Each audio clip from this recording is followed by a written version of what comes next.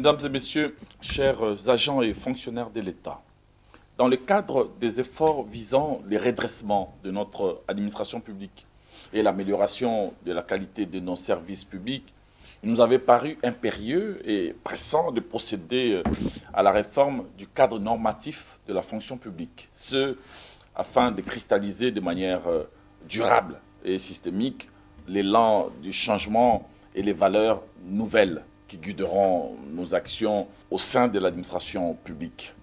C'est dans cette optique que nous avions proposé et obtenu la révisitation de plusieurs règlements d'administration d'il y a plus de 40 ans, 42 ans plus précisément, et qui étaient devenus obsolètes et totalement inadéquats. Parmi ces règlements, le plus urgent est certainement celui relatif à la discipline, particulièrement dans son volet horaire de travail. Comme j'avais déjà eu l'occasion de le dire, si nous voulons redonner à l'administration publique sa place dans le fonctionnement de l'État, et si nous voulons empêcher les remplacements systématiques auxquels nous avons assisté de l'administration publique par des centaines et des centaines de cellules d'experts et autres structures semblables, bien souvent budgétivores, nous n'avons d'autre choix que de faire en sorte que les fonctionnaires soient davantage à la tâche, avec un réaménagement incontournable et inévitable des horaires de service. Dans un premier temps, nous avions opté, à la faveur d'un décret signé le 17 février 2024, pour une mutation qui a fait passer les 10 horaires de 8 heures à 17 heures, au lieu de 7h30 à 15h, avec en prime l'instauration de la semaine anglaise, le samedi devenant une journée non ouvrable, sauf pour certaines administrations spécifiques. Mais après avoir écouté les doléances et les préoccupations légitimes exprimées par les agents et fonctionnaires de l'État ici et là, j'avais sollicité et obtenu du Conseil des ministres la surséance de l'exécution de ces mesures afin de consulter davantage les partenaires sociaux.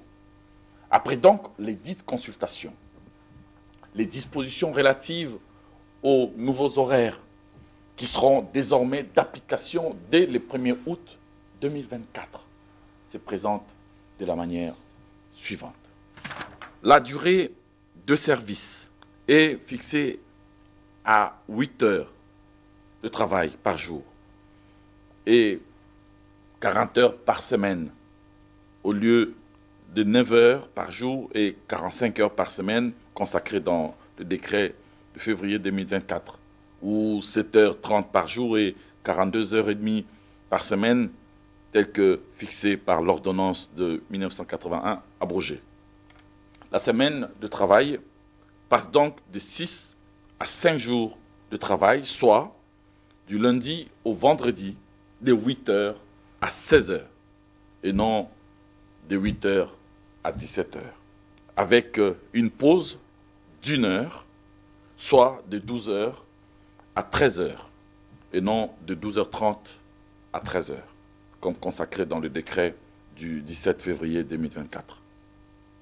Les samedis, je l'ai dit, devient donc un jour non ouvrable, sauf pour des services présentant certaines spécificités, permettant ainsi aux agents, d'une part, de s'adonner notamment aux activités agro-pastorales dans le cadre des efforts et mesures incitatives à la diversification de l'économie, et d'autre part, de trouver l'équilibre nécessaire conciliant la vie professionnelle avec la vie familiale.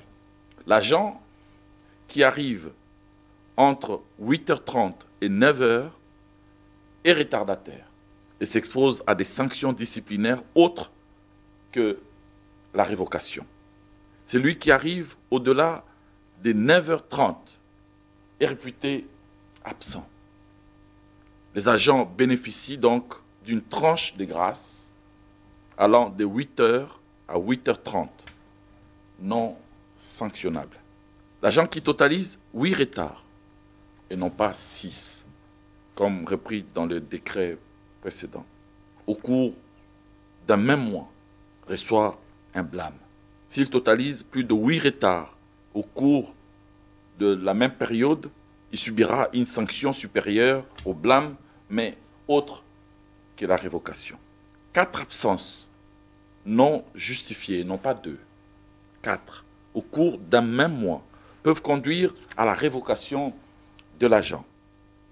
Par ailleurs, l'absence prolongée, non justifiée, durant 30 jours, au moins, entraîne la démission d'office de l'agent au sein de l'administration publique.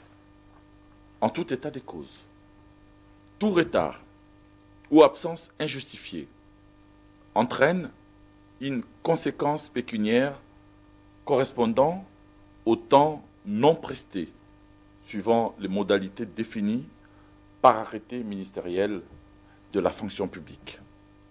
Les listes de présence seront donc retirées chaque jour à 9h30 et transmises directement par l'agent commis à la tâche auprès du DRH sectoriel. Chaque lundi, au plus tard à 11h, le service des ressources humaines est tenu de transmettre aux responsables administratifs sectoriels, secrétaire général, directeur général ou inspecteur général, les rapports de présence de la semaine précédente. La fonction publique reçoit rapport de présence, retard et absence une fois tous les 3 mois.